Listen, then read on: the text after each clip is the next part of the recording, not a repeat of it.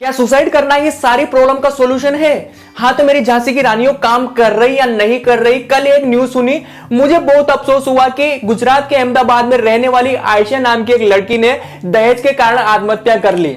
मुझे बताइए कि क्या ये सही है? अरे अब डरने का नहीं बल्कि लड़ने का टाइम है। आपने बचपन में छोटी कक्षा में बुक्स में वो कविता जरूर पढ़ी होगी, बूंदेलो हर बोलो के मुंह से हमने सुनी कहानी थी, खूब लड़ी मर्दानी वो तो झांसी वाली रानी थी। झांसी की रानी अकेले ही अंग्रेजों से लड़ने निकल गई थी। अरे जिस टाइम पर लड़कियों को बाहर निकलने की आजादी नहीं होती थी, उस टाइम पर मणिकर्णिका ने तलवारबाजी सीखी, युद्ध की सारी नीतियां कौशल सीखे, वो सारे काम सीखे जो उस टाइम पर पुरुष सीख रहे थे। झांसी की रानी ने कहा था कि मैं छत्रपति शिवाजी के स्वराज के सपने को साकार करूंगी।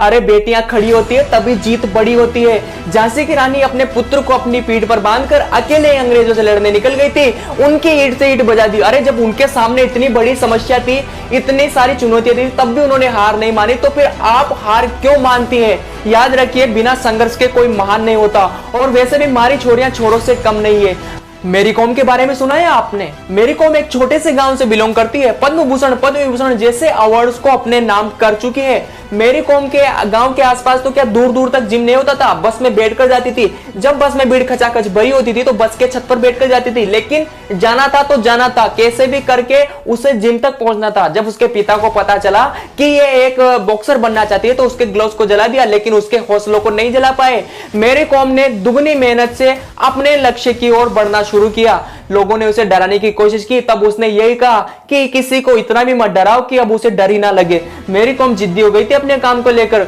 मेरी कॉम ने इतिहास रचा और देखिए आज वो किस मुकाम पर है।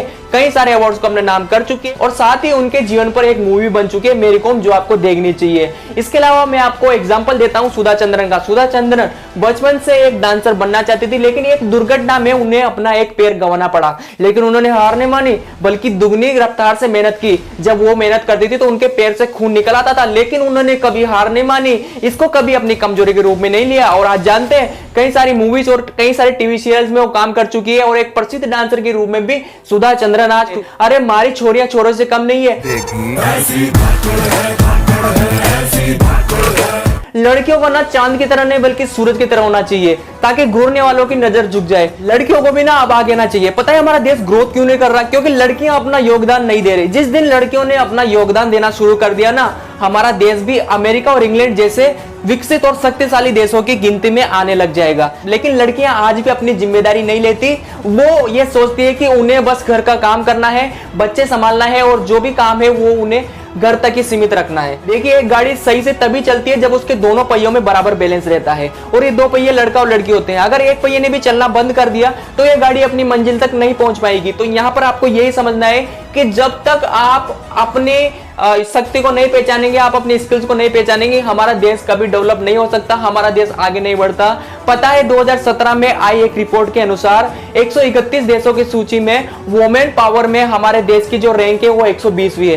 तो काफी खराब हालत है, हमें सुधार की जरूरत है। हमें हमारे देश को ग्रोथ करना है, उसे भी एक नई ऊंचाइयों पर ले जाना है, तो हमें लड़कियों को भी मौका देना चाहिए। लड़कियां पता है लड़कों से ज्यादा अंक लेकर आती है, लेकिन फिर भी नौकरियों के सेक्टर में आप देखेंगे तो उन्हें बहुत कम नौकरियां मिलेंगी, उन्हें बहुत कम देखने को मिलेगा। क्यों? ये आपको आगे नहीं आने देगा, आपको खुद ही आना पड़ेगा। ये समाज का एक रूल्स है कि जो जितना दबता है उसे उतना ही दबाया जाता है। तो अब दबने का नहीं बल्कि आगे आने का।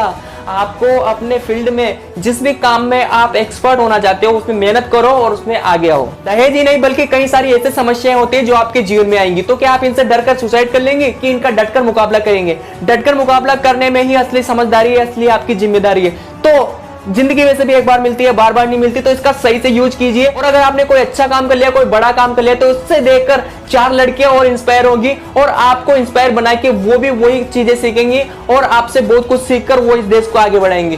तो सुसाइड नहीं बल्कि अपनी जिम्मेदारी लो और अपने काम को करने पर फोकस करो। एक और बात बताऊं आपको, औरतों में ना सहन शक्ति बहुत ज्यादा होती है। जब स्त्री एक संतान को, एक पुत्र को जन्म देती है तो उस समय जो पीड़ा होती है, अगर वही पीड़ा एक पुरुष को दी जाए ना तो वो पुरुष मर जाए। तो आपको अपनी जो शक्ति है वो पहचाननी पड़ेगी, आपको अपनी चीजें खुद ही समझनी पड़ेगी और आगे आना पड़ेगा। तो मैं यहाँ पर आपको ये कहना चाहता हूँ कि सुसाइड नहीं बल्कि अपने आप को मजबूत बनाओ और नई ऊंचाइयों पर लेके जाओ, ताकि बढ़ेगी महिलाएं तभी तो बढ़ेगा इंडिया। क्योंकि इंडिया को अभी जरूरत है आप जैसे लोगों की शक्ति की, आप जैसे लोगों की ताकत की, ताकि हम लोग एक नई ऊंचाई पर पहुंच सके। तो आशा है आपको समझ में आ गया होगा। मिलते हैं अगले वीडियो में, तब तक के लिए गुड बाय।